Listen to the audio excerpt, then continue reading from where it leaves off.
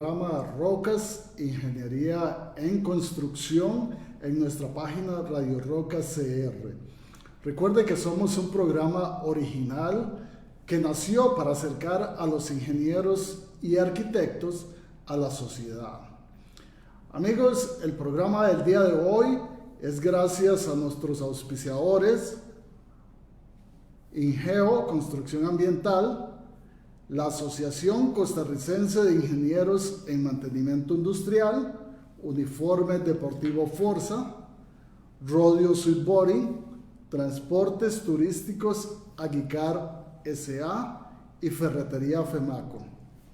Amigos, hoy estamos en Casa 3, Casa Citec, donde tenemos oficinas para que usted pueda realizar su reunión con su equipo de trabajo, y el teléfono es 2103-2453.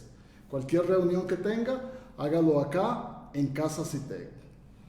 Distinguidos seguidores, hoy vamos a conversar sobre el tema de lo que es la gestión municipal y actividades constructivas. Y para ello nos acompaña la ingeniera Angie Álvarez, quien se desempeña en una municipalidad y tiene suficiente expertise en el campo. Angie, bienvenida al programa. Muchas gracias. Gracias por aceptar la invitación y compartir la experiencia suya con todos nuestros seguidores. Angie, antes de conversar sobre lo que es gestión municipal y actividades constructivas, siempre en nuestro programa le consultamos a nuestro invitado cuál es el recorrido profesional de ese invitado, y hoy es la invitada Álvarez. Sí, muchas gracias. Saqué una licenciatura en Ingeniería Civil en la Universidad Fidelitas, una maestría en Gerencia de Proyectos, en Ingeniería de la Construcción en la Universidad Fidelitas, una especialización en proyectos de inversión en el ICAP. Actualmente laboro para una municipalidad como coordinadora de control constructivo. Me he desempeñado también en gestión vial, en la parte de geotecnia. Básicamente, pues esa es la experiencia, ¿verdad?, que yo me he desempeñado en el área dentro de estos años. Igualmente en la parte de presupuesto, licitaciones, contratación administrativa, ¿verdad?, que es parte del diario vivir. Actualmente ya está en actividades gremiales, ¿verdad? Está trabajando con su colegio, ¿no? Correcto, sí. Yo estoy asumiendo la coordinación de la Comisión de Profesional Joven en el Colegio de Ingenieros Civiles, que como objetivo tiene acercar esos profesionales que vienen iniciando en el colegio, igualmente esas actividades de formación profesional para los agremiados que tienen una edad más o menos igual o menor a 35 años. Esa es la parte que nosotros estamos abordando. Pues muy buena experiencia, y principalmente en el área municipal, que es donde vamos a conversar el día de hoy.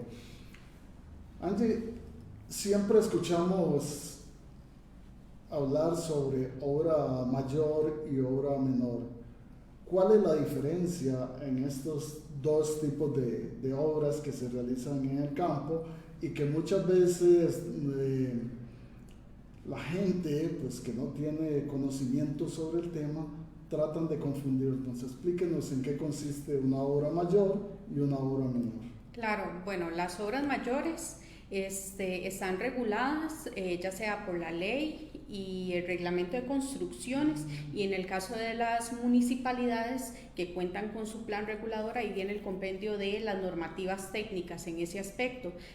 Las obras mayores son las que vienen intervenidas por un profesional responsable en la parte estructural, eléctrica, electromecánica, ¿verdad? Que requieren esa responsabilidad tanto civil, ¿verdad? De un profesional. Las obras menores están reguladas igualmente en el artículo 83 bis de la Ley de Construcciones, y en ella lo que citan es que, vamos a ver, la diferencia es que no supere los 10 salarios bases. Esos 10 salarios bases son los de un oficinista, ¿verdad? Que para este 2021 anda más o menos en 4.620.000 colones, ¿verdad? Eso va subiendo año a año. Evidentemente tiene que ser una persona que lo haga por cuenta propia o por medio de un tercero. Puede ser un maestro de obras, un albañil, ¿verdad? Cualquier persona que haga este oficio, ¿verdad? Dentro de la misma normativa, más o menos en el 2017-2018, la Asamblea Legislativa, quien es el que sacó esta ley de construcciones, dio a las municipalidades 6 meses para establecer un reglamento, ¿verdad? Donde las municipalidades separaran qué es una obra menor y qué es una obra mayor, que igualmente podrían consultar dentro del mismo municipio con el ingeniero o el arquitecto municipal que se encuentre. Pues muy bien, ya tenemos esa definición de lo que es una obra mayor y una obra menor. Angie, hay uno de los requisitos fundamentales y que algunas veces los profesionales desconocen, que es siempre que se va a hacer cualquier tipo de construcción, es solicitar un permiso de uso de suelo. ¿En qué consiste ese permiso de uso de suelos? Ok, el uso de suelo es una certificación que se otorga donde se da esa zonificación, ¿verdad? Donde se puede hacer una casa de habitación, un local comercial, una actividad industrial, ¿verdad? También se marcan los parámetros técnicos, ¿verdad? Por ejemplo, como cuánto es lo que mide la acera, cuánto es ese retiro de antejardín, si eso es cantonal o es nacional, la cobertura, muy importante, se marcan también los índices de fragilidad ambiental, ¿verdad? Para ver si es una zona vulnerable, qué sé yo, alguna cuestión de riesgos. También se puede dar, bueno, hasta qué altura se puede construir y demás, ¿verdad? Son esos parámetros técnicos que necesita saber el profesional o el propietario para poder hacer una determinada actividad constructiva. Muchas veces a las personas les venden un terreno y ellos desde que van a comprar ese terreno ya lo tienen visualizado qué van a construir posteriormente ahí.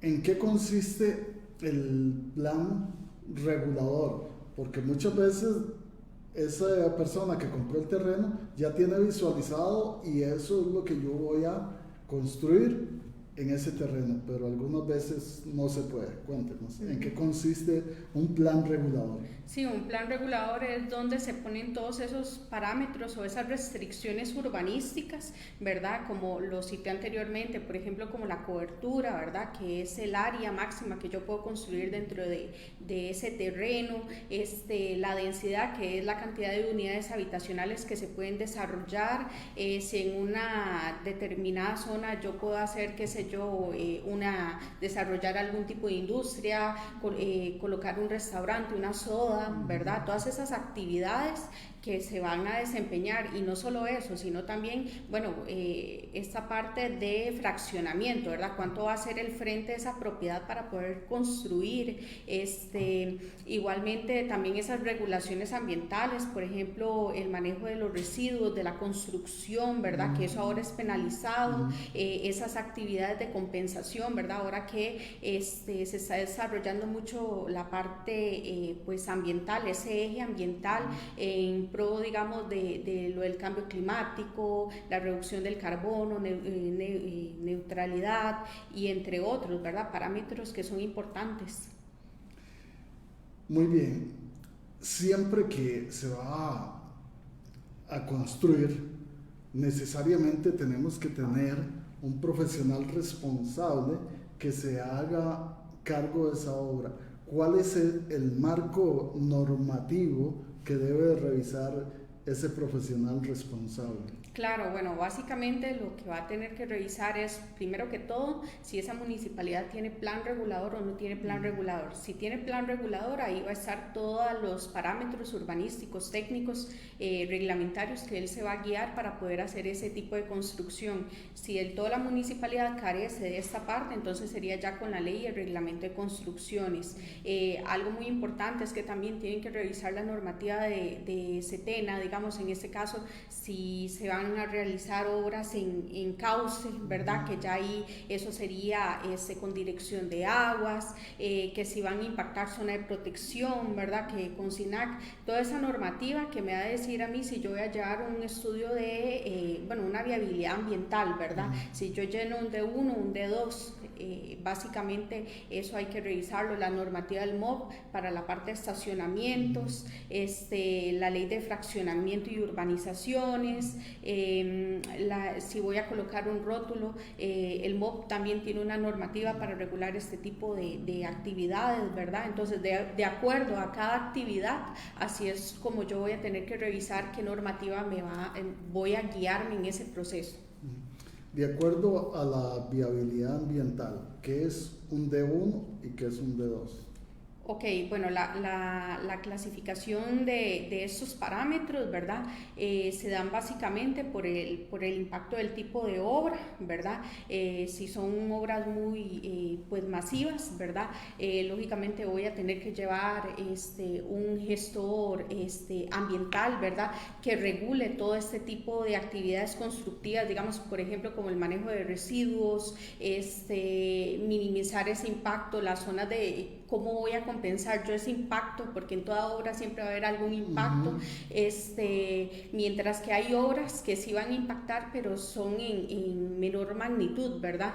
Entonces, eso es básicamente lo que lo diferencia de uno de otro, ¿verdad? Igual, esto va a depender mucho de las condiciones del terreno, que si tal vez es una zona vulnerablemente frágil, ¿verdad? Qué sé yo, entonces así va a ser el manejo de qué es lo que yo debo de presentar. Igualmente, para saber qué tipo de profesional y demás, tanto digamos como en el colegio, en el MINAE están registrados este tipo de profesionales, ¿verdad? Que son los que pueden hacer este tipo de estudios en los terrenos.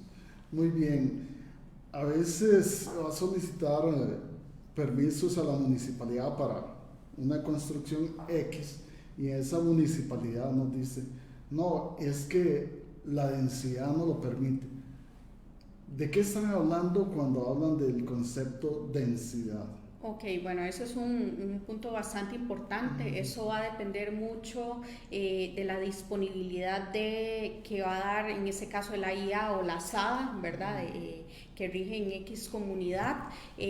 Básicamente lo que se verifica es si hay o no hay alcantarillado sanitario, ¿verdad? Si está dentro o no está dentro de urbanización, se revisa los parámetros técnicos, esa área tributaria, ¿verdad? Se revisa que no sobrepase el área total del lote, ¿verdad? Para saber cuántas unidades habitacionales se pueden desarrollar en un determinado lote, ¿verdad? Una determinada finca. Eso es muy importante, como bien les decía anteriormente, que revisen si la municipalidad tiene plan regulador, ¿verdad? Porque ahí se va a fijar esa área tributaria, y si no la tienen, entonces estaría en el reglamento de construcciones, en el artículo 162, ¿verdad? Donde se establece cómo realizarlo. Igualmente, si no tiene ese alcantarillado, ¿verdad? Va a tener que disponer de realizar un tanque séptico, ¿verdad? Que tiene que cumplir con unas ciertas medidas, que tiene que estar sujeto al reglamento, ¿verdad? Que regule este tipo de actividades. Asimismo, también el área del drenaje, ¿verdad? Que es muy importante revisar que esté cumpliendo, que eso lo ve el Ministerio de Salud, que es uno de los primeros filtros que pasa antes de que llegue a revisión municipal, ¿verdad? En el sistema APC. Muy bien, cuando usted menciona al Ministerio de Salud, muchas veces bueno, ahora, no muchas veces, ahora nos están solicitando que debe de darse cuenta si el terreno está filtrando bien o no está filtrando bien. Esa filtración depende de un estudio que hace el profesional. Ese profesional dice que está obligado a realizar una declaración jurada. Esa declaración jurada la presenta ante el Colegio Federado de Ingenieros y Arquitectos, o también tiene que presentarla en el Ministerio de Salud. No, eso básicamente, digamos, se presenta en la misma plataforma del Colegio Federado de Ingenieros y Arquitectos, en esta plataforma APC, que es la administradora de proyectos. Se supone que ahorita estamos en pro de la simplificación de trámites. Cuando el profesional ingresa toda esa documentación, eso lo puede visualizar todas las instituciones de gobierno central que van a regular la materia, ¿verdad? Entonces, simplemente el profesional sube digitalmente esta información. En este caso, el Ministerio de Salud revisa que esté cumpliendo con todos los parámetros. Una vez que esté cumpliendo, entonces ya otorga el visto bueno, ¿verdad? Y ya podría pasar a revisión municipal. De lo contrario, si no estaría cumpliendo, se lo van a rechazar y va a tener un tiempo prudencial para subsanar, ¿verdad? Ese trámite. Es importante también indicar que no se pueden pasar proyectos a la municipalidad sin haber antes subsanado las observaciones de las instituciones gubernamentales, ¿verdad? Que es el primer filtro. Muy bien. Cuando usted mencionó antes área total, áreas tributarias, ¿dónde está el concepto de cobertura? Porque yo compro una propiedad y muchas veces quiero realizar mi inmueble en todo ese terreno. ¿Cómo puedo saber yo qué cantidad de terreno ocupar? Claro, bueno, la cobertura, como bien lo mencionaba anteriormente, eso lo fija, se fija más bien básicamente en el certificado de uso de suelo que la municipalidad le da, en este caso al propietario de ese inmueble, ¿verdad? Ya sea físico o jurídico. Ahí se establece el porcentaje, eso lo establece la municipalidad de acuerdo a su plan regulador, o lo establece de acuerdo, si no tiene plan regulador, a la normativa nacional. Y con eso entonces ya se ve cuánto es el porcentaje de área máximo que puede construir la persona. Llámese este porcentaje, ¿verdad?, de área, no solamente la que está techada, ¿verdad?, sino que también se encuentra lo que está impermeabilizado, porque ya es área impactada. Se supone que la cobertura libre tiene que ser un área, ¿verdad?, un área X, ¿verdad?, que me va a filtrar esas aguas hacia el suelo, ¿verdad?, generando menos impacto pues ambiental. Eso se da mucho también por la parte de los mantos acuíferos, claro, y demás, y para tampoco colmatar la tubería municipal, ¿verdad? En este caso la pluvial, y no generar, vamos a ver, daños a otras comunidades, a otros cantones, ¿verdad?, que sufren de inundaciones por la recarga digamos, de ese cuerpo receptor. Ok, entonces es un área específica, no la total, la que podemos destinar para uso de ese terreno. ¿Cómo podemos saber nosotros cómo ubicar esa construcción? ¿Cuál es este concepto que nos mencionan de alineamiento? Ok, vamos a ver, básicamente, bueno, esa pregunta que me está realizando tiene que ver mucho con la parte de retiros. Bueno, que en una construcción vamos a tener que verificar ese retiro posterior, ¿verdad? Que no hayan elementos, qué sé yo, material incombustible en la parte de las colindancias o ventanas, linternillas, se cita en la misma legislación. Igualmente en los laterales, laterales, ¿verdad? Revisar los laterales, que esté cumpliendo con esa determinada medida. La misma legislación cita que si yo voy a colocar un elemento incombustible, ¿verdad? Que quiere decir que no va a ser inflamable, yo lo puedo colocar en el límite de la propiedad. Ahora bien, otro de los puntos que hay que revisar es el famoso retiro frontal, ¿verdad? Que lo que lo establece es en el mismo certificado de uso de suelo. Si es para ruta cantonal, básicamente el retiro anda en 2 metros. Igual ese retiro se fija también en el mismo plan regulador o en la misma normativa, ¿verdad? Siempre en el certificado de uso de suelo se va a indicar si es administración del MOP, ¿verdad? En este caso, ruta nacional, eso se fija del centro de calle hasta donde llegue ese retiro, que eso puede ser 12, 10, 15 metros, ¿verdad? Depende de lo que dicte, en este caso, Previsión Vial, que es el que otorga los alineamientos. Algo también muy importante es cuando yo tengo una quebrada, ¿verdad? Que sobrepasa esa propiedad, ¿verdad? O que colinda con esa propiedad, que en este caso quien lo otorga sería el INPU, ¿verdad? Entonces ellos van a dar ese retiro, sería fluvial. Si también se colinda con una línea férrea, sería con el INCOFER, ¿verdad? Y igualmente ellos van a demarcar en el mismo plano catastro de dónde iría, si está impactada o no está impactada. Igualmente si hay líneas de alta tensión, ¿verdad? Que eso ya sería con el ICE. El ICE también va a determinar cuánto es ese retiro, si hay servidumbres, qué sé yo, de paso de alcantarillado, qué sé yo, sanitario y demás.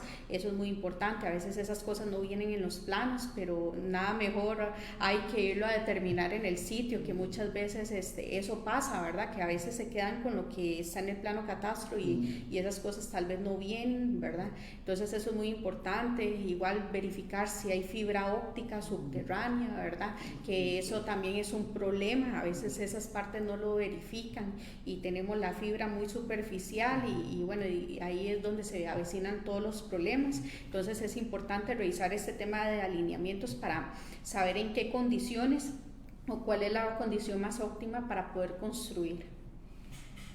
Los alineamientos entonces dependen mucho de la condición donde se encuentra el terreno. Pueden solicitarse al Ministerio de Obras Públicas y Transportes, pueden solicitarse a la municipalidad, al INBU, al INCOFER, si fuera el caso que pase una línea férrea. Entonces, no es que si en determinado lugar el retiro es de 2 metros, en otro puede ser diferente. Sí, por supuesto. Como yo citaba, eso va a variar mucho. Cuando estamos hablando de retiro de antejardín, llámese retiro frontal, eso lo va a fijar la municipalidad y lo va a establecer en su plan regulador. Como lo indiqué, si no tiene plan regulador, entonces lo que entra a regir es la normativa nacional, que sería el reglamento de construcciones, y ahí se establece un retiro de 2 metros, ¿verdad? Igualmente las otras instituciones que rigen los demás alineamientos que mencionaba anteriormente, ellos van a establecer y van a demarcar en el plano catastro, que ese es uno de los requisitos que ellos piden, de a dónde va ese retiro, ¿verdad? Si va a impactar alguno de los vértices, puede ser que la propiedad no esté afectada, ¿verdad? Pero por el tema de tener, ¿verdad?, esa condición cerca del terreno o en el terreno, ya hay que solicitarlo. Sí, hago hincapié en esta pregunta porque muchas veces las personas llegan y compran un lote y no se fijan en esas condiciones. De una ven el terreno en muy buenas condiciones, no se dan cuenta que pasa una quebrada y que hay que guardar 10 metros mínimo, creo, para poder construir. Ya eso le va mermando el espacio donde puede desarrollar esa obra. Angie, cuando se pasa al Colegio Federado para que le aprueben un plano, ya previamente se solicitó el uso de suelos, el Colegio Federado da el visto bueno para que pueda llevarse a la municipalidad ese plan? ¿Qué revisa la municipalidad? Ok, bueno, ahora casi que en la mayoría de las municipalidades cabe destacar que esos trámites son digitales, entonces ahora la revisión se hace por medio de la plataforma de APC. Son muy pocas las municipalidades que cuentan con, que le piden al propietario, al profesional que lleve esos planos en físico, ¿verdad? Que se firmen en físico. Básicamente lo que revisa la municipalidad en este caso es la concordancia con esta normativa, ¿verdad? Este compendio de normativas, qué sé yo, retiros, coberturas, densidades, ¿verdad? Igualmente de acuerdo al uso, ¿verdad? Que cuente con todas las disposiciones o las aprobaciones de cada una de las instituciones, ¿verdad? Si estamos hablando, qué sé yo, de locales comerciales, que lleve la parte de bomberos, que eso es importante. Si estamos hablando, digamos, de la parte de guarderías, ¿verdad? O qué sé yo, centros de estudio privados, evidentemente tiene que contar con la revisión del DIE, ¿verdad? Todo eso se revisa, toda esa normativa, ¿verdad? Igualmente todos los parámetros técnicos que están demarcados en el uso de suelo, ¿verdad? Eso es muy importante revisarlo, y que lógicamente eso va a depender del uso que se le vaya a dar a eso que se va a querer realizar, ¿verdad? Entonces, cuando ya los planos fueron aprobados por el Colegio Federado, no es de, de por sí que le van a dar el permiso en la municipalidad, tiene que cumplir con otros aspectos, aún ya teniendo el visto bueno del Colegio Federado, ¿verdad?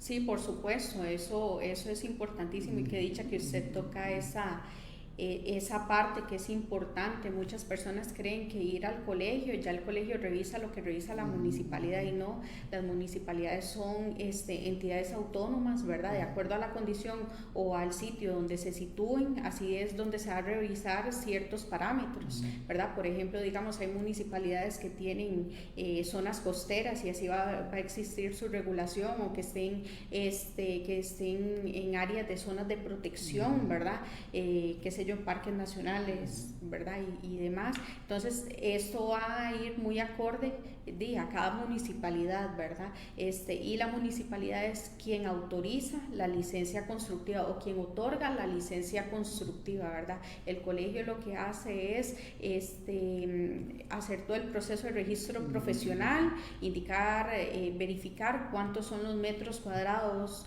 los metros lineales, ¿verdad? Esa unidad de medida, y cuánto es el costo de esa obra. Y que si está de acuerdo al código sísmico vigente. Realmente el colegio lo que hace es supervisar el ejercicio profesional, y que aquello pues vaya a soportar en caso de un sismo, ¿no? Pero ya la municipalidad es la que le dice sí o no. Correcto. Angie, esta consulta es como muy personal. En las municipalidades, en la mayoría, que en algunos momentos me ha tocado hacer trámites, el tiempo en el cual otorgan un permiso pues lleva su rato. ¿Qué cree usted que se debería de implementar como para ir agilizando este tema mientras la municipalidad revisa su plano y usted necesita empezar a construir?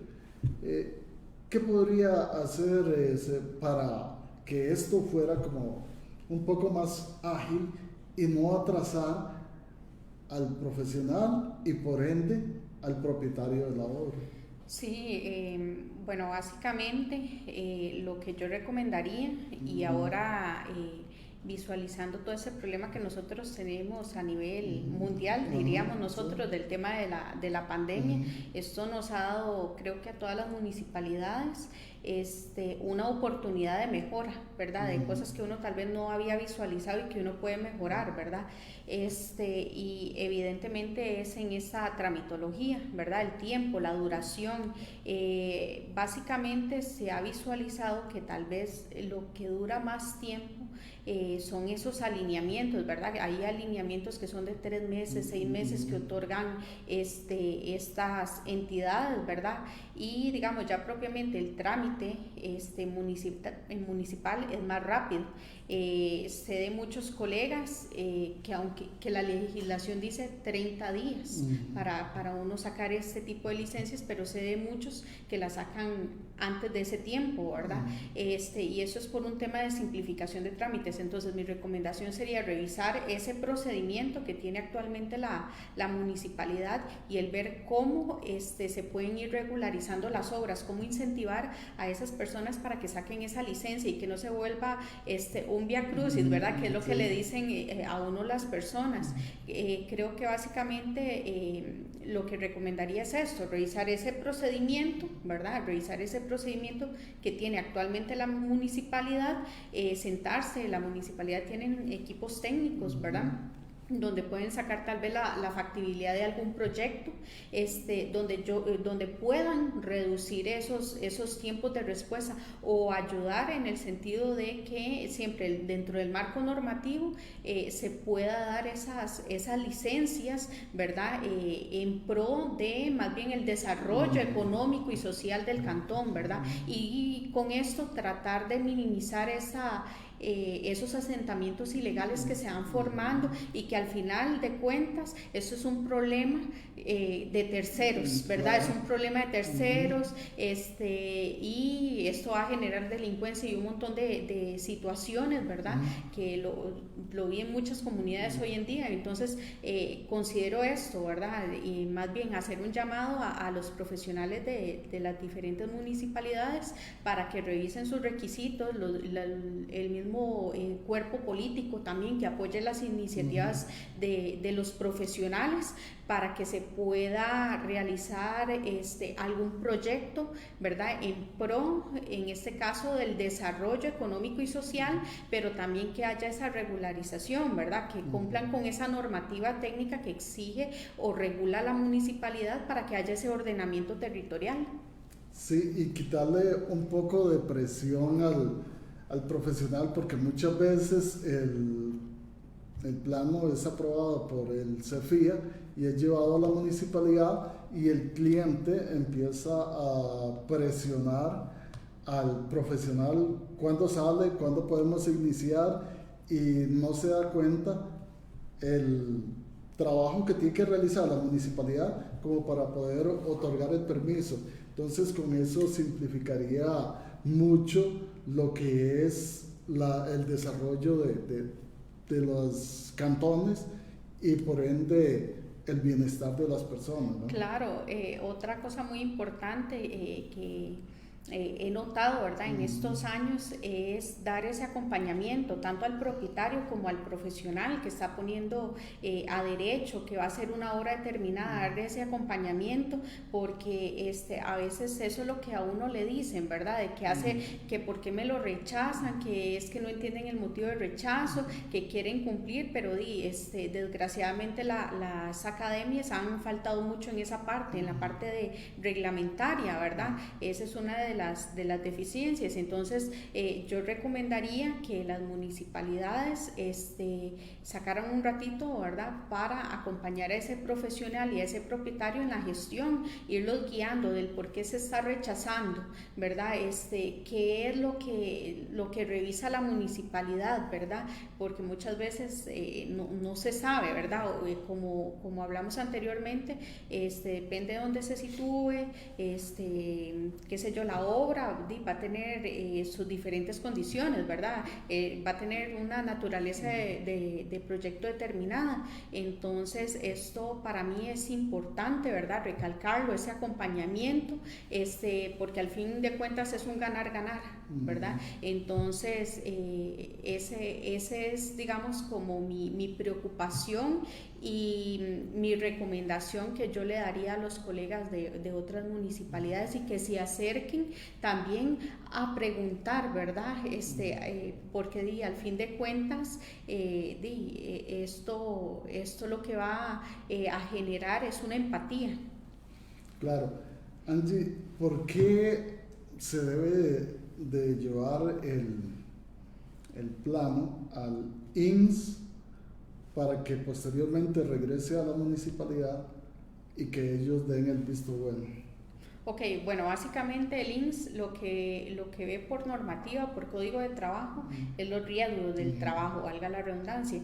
Entonces, en este caso en específico, una vez que ya ese profesional o ese propietario haya pagado el rubro del impuesto al permiso de construcción, va a tener que pagar una póliza de riesgos para asegurar a esos trabajadores en obra, que eso es un requisito y es una reglamentación, que aunque sea una obra menor o sea una obra mayor, tienen que estar asegurados. Entonces, en este caso, no es que hay que llevarlo, ¿verdad? Como les dije, esa parte eso se da en la misma plataforma electrónica, ya sale con el visado, ya sale con la hoja donde indica cuál es la vigencia, ¿verdad? Por qué monto se está asegurando la obra, ¿verdad? Y eso se indica propiamente cuando sale el visado municipal. Angie, ¿y cuánto cuestan estos trámites municipales?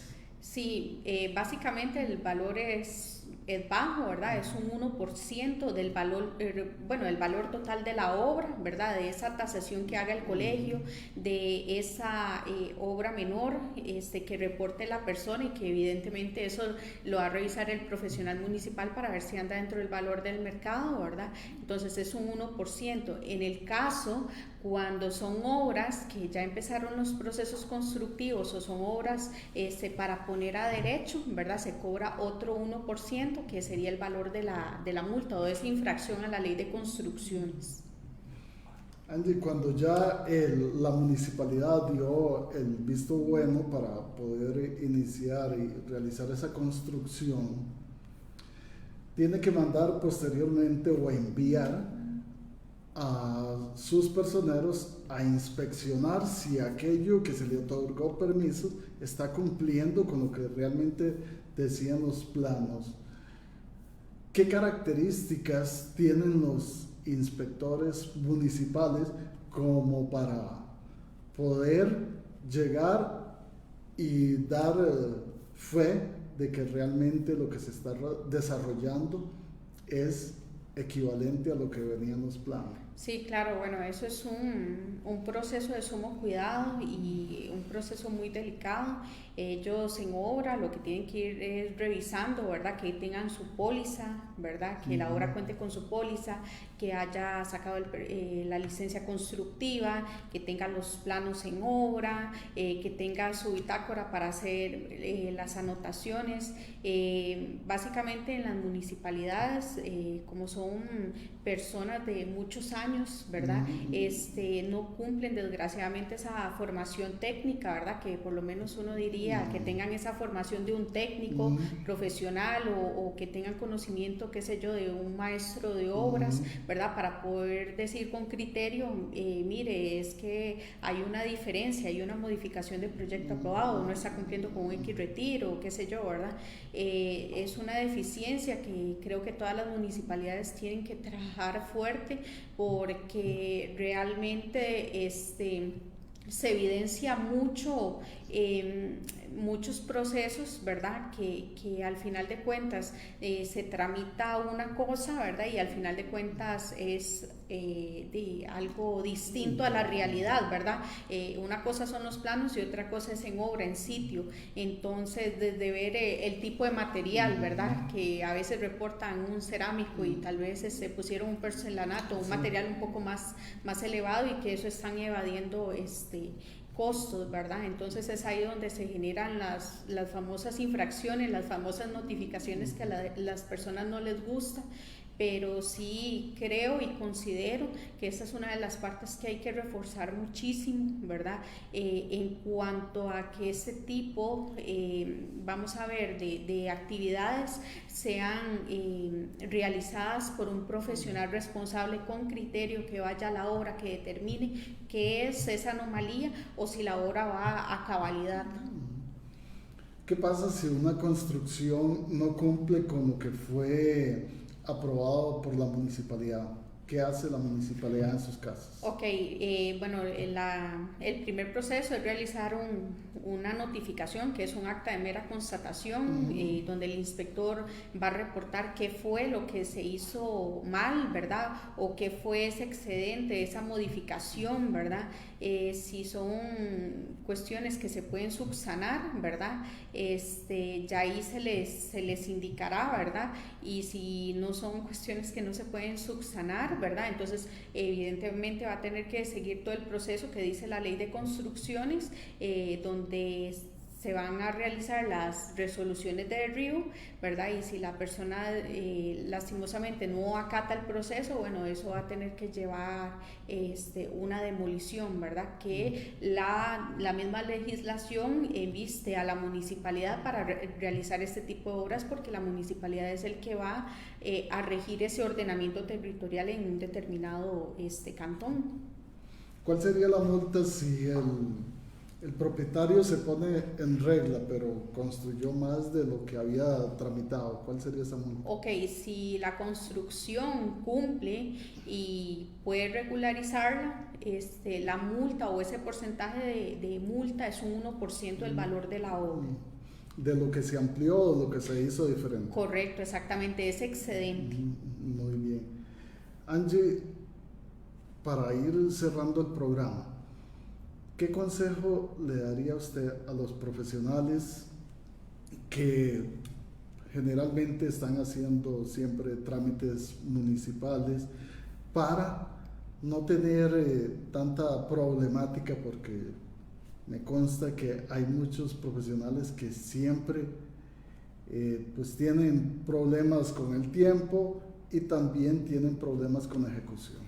¿Qué consejo le daría a usted para ir cerrando? Claro, bueno, una de las recomendaciones, como les decía, es bueno, que se acerquen a las municipalidades con los profesionales responsables de esos procesos para aclarar cualquier inquietud.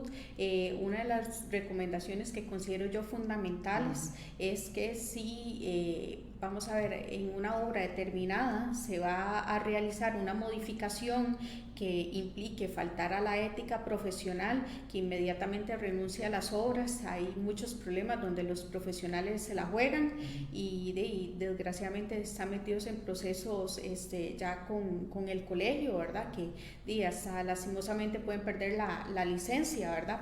Para ejercer y demás. Entonces, que lo piensen bien, ¿verdad? Que si hay algún problema con la obra y el propietario insiste que haga esto, aunque no esté bien, que renuncie, que hagan las anotaciones en bitácora.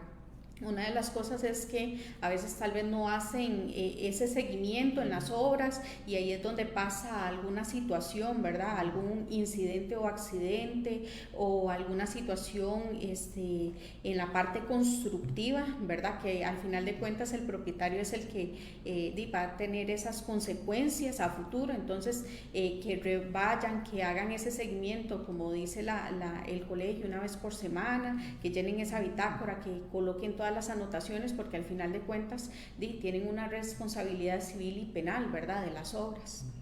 Angie, muchísimas gracias por el tiempo que le brindó a nuestro programa y a los seguidores para instruirlos en lo que es la gestión municipalidad y las actividades constructivas.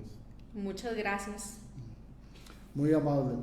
Estimados seguidores, si tienen alguna consulta con respecto a lo que es la tramitología municipal, hágalo a través de la página y la ingeniera Angie Álvarez en un tiempo prudencial contestará todas esas consultas que ustedes me imagino que van a hacer. No duden en hacer esas consultas porque tenemos aquí a una experta en lo que son estos temas. Entonces, hágalo y pronto tendrán su respuesta.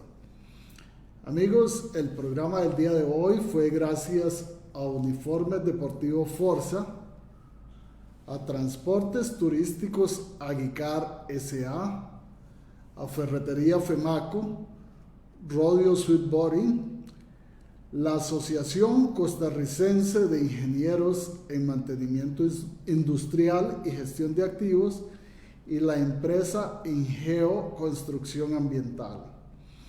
Quiero mencionarles también que hoy nuestro programa es en Casa CITEC, donde se tienen diferentes salas donde puede realizar sus reuniones con su equipo de trabajo, sus planes de estudio, y puede llamar consultando precios al 2103-2453.